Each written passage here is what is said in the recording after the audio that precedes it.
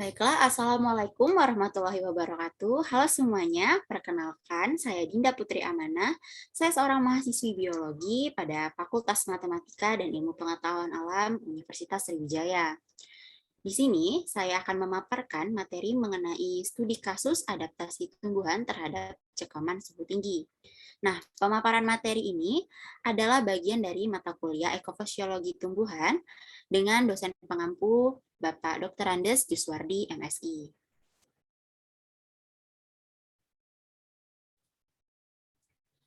Baiklah, kita masuk pada pendahuluan. Jadi, suhu menjadi salah satu masalah penting yang dapat mempengaruhi perkecambahan, pertumbuhan, dan hasil tanaman. Suhu tinggi memainkan pengaruh yang sangat kritis dalam perkecambahan karena hal tersebut mempengaruhi laju penyerapan air dan zat-zat lain yang dibutuhkan untuk perkecambahan.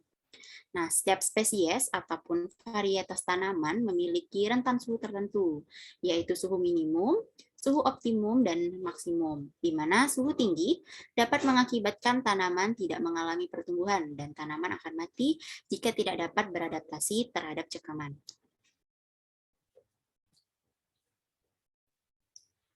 Nah, adapun akibat yang ditimbulkan dari suhu tinggi terhadap pertumbuhan tanaman itu yang pertama ada penyerapan air dan zat-zat terhambat, kemudian rusaknya membran tilakoid, laju fotosintesis menurun, meningkatnya aborsi embrio, turunnya jumlah biji, durasi dan laju pengisian biji, rusaknya protein, terhambatnya sintesis protein, dan yang terakhir inaktivasi enzim.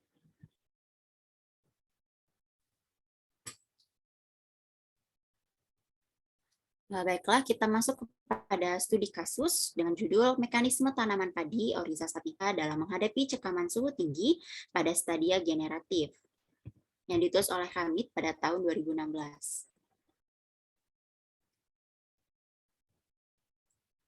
Nah, padi Oryza sativa ini merupakan komoditas tanaman pangan penghasil beras yang memegang peranan penting dalam kehidupan ekonomi.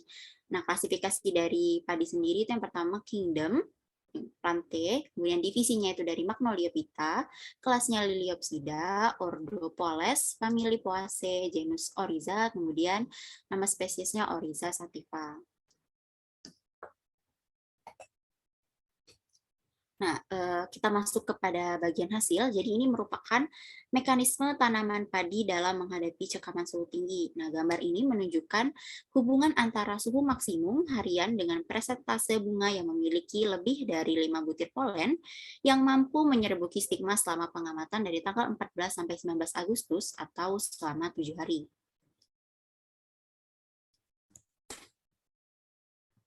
Nah, jadi dari gambar sebelumnya itu diketahui bahwa suhu yang tinggi menyebabkan penghambatan terhadap pematangan polen yang dapat menyerbuki stigma. Nah, suhu di bawah 32 derajat Celcius ini menunjukkan persentase bunga dengan jumlah polen matang yang mampu menyerbuki stigma lebih dari 5 buah adalah di atas 90%. Ketika suhu di atas 33 derajat Celcius, terjadi penurunan yang drastis hingga mencapai kurang dari 80%. Nah, eh, hasil ini sesuai dengan pendapat yang dilakukan penelitian oleh Jagadis pada tahun 2007, di mana dia menyatakan bahwa batas suhu malai padi yang menginduksi sterilitas bunga berada pada kisaran suhu 33,7 derajat Celcius. Nah, penyerbukan butir polen yang cukup pada stigma sangat menunjang bagi persentase pembentukan biji pada bulir malai dan tergantung pada masing-masing kultivar. Dibutuhkan lebih dari 5 butir polen padi yang berkecambah atau penyerbukan stigma untuk dapat melakukan fertilisasi atau penyerbukan sempurna.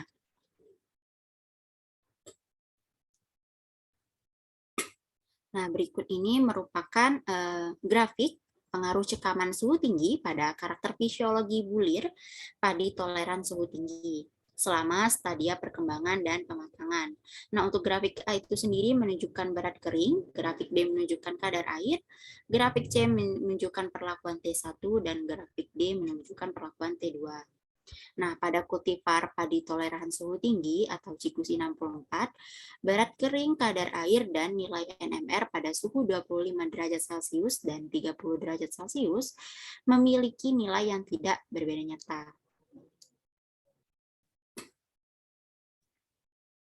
Nah, dari grafik Sebelumnya, ini diketahui bahwa transport asimilat berhubungan dengan pergerakan air pada bulir padi. Berdasarkan studi histologi perkembangan endosperma pada bulir padi, menunjukkan adanya transport asimilat dan air ke dalam kariopsis selama stadium matang susu. Pada perlakuan suhu dingin, kandungan air menurun secara lambat selama fase pematangan. Hal ini menunjukkan adanya pemanjangan waktu pematangan dan tingginya kandungan air dalam biji. Pada saat matang kuning, terjadi penurunan kadar air yang menurunkan nilai T2 dan menyebabkan perubahan pati dari fase cair menjadi padat seiring dengan akumulasi transport asimilat. Perubahan ini memacu pemadatan endosperma dan pembentukan biji transparan. Kemudian suhu yang rendah dapat menyebabkan pemanjangan waktu pemasakan pada padi dengan menurunnya laju fotosintesis dan menunda proses dehidrasi. Akumulasi bahan kering dan pati memperpanjang waktu pengisian bulir dan menunda kematangan dengan mempertahankan ketersediaan dan mobilitas air untuk waktu yang lebih lama, sekitar 7 hari dibandingkan padi yang ditanam pada suhu tinggi.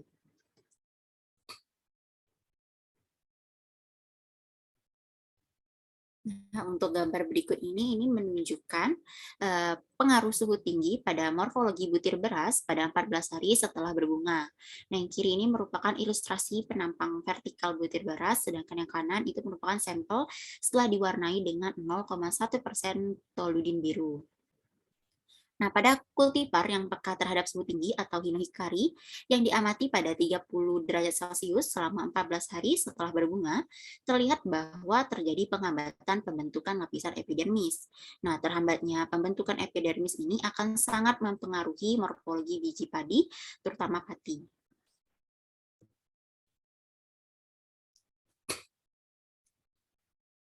Baiklah, untuk gambar berikutnya ini merupakan gambar pengaruh suhu pada kualitas bulir padi selama proses pematangan. Nah, jadi dari gambar ini diketahui bahwa terdapat banyak biji yang tidak matang dan 28% bulir rusak perut pada perlakuan suhu 20 derajat Celcius dan tidak ditemukan pada suhu 30 derajat Celcius pada kultivar peka suhu tinggi, yaitu hinohikari. Nah, hal ini dikarenakan perkembangan radius ventral yang berhenti sebagian. Rasio bulir sempurna tertinggi diperoleh pada suhu 25 derajat Celcius, diikuti oleh suhu 20 derajat Celcius dan 30 derajat Celcius. Namun, persentase bulir putih punggung naik secara signifikan pada suhu 30 derajat Celcius dengan lebih dari 85%. Hal ini disebabkan karena tidak tercukupinya pasokan pati pada bagian punggung dan meningkatkan perubahan biji menjadi buram dengan garis keputihan. Nah, hal ini menunjukkan bahwa suhu tinggi meningkatkan perkembangan sel endosperm ketika biji mencapai fase akumulasi pati. Sehingga dicapai kesimpulan bahwa penurunan kadar air bebas yang lebih cepat pada biji pada suhu tinggi dapat menyebabkan terbentuknya biji putih punggung atau biji berkapur selama proses pematangan.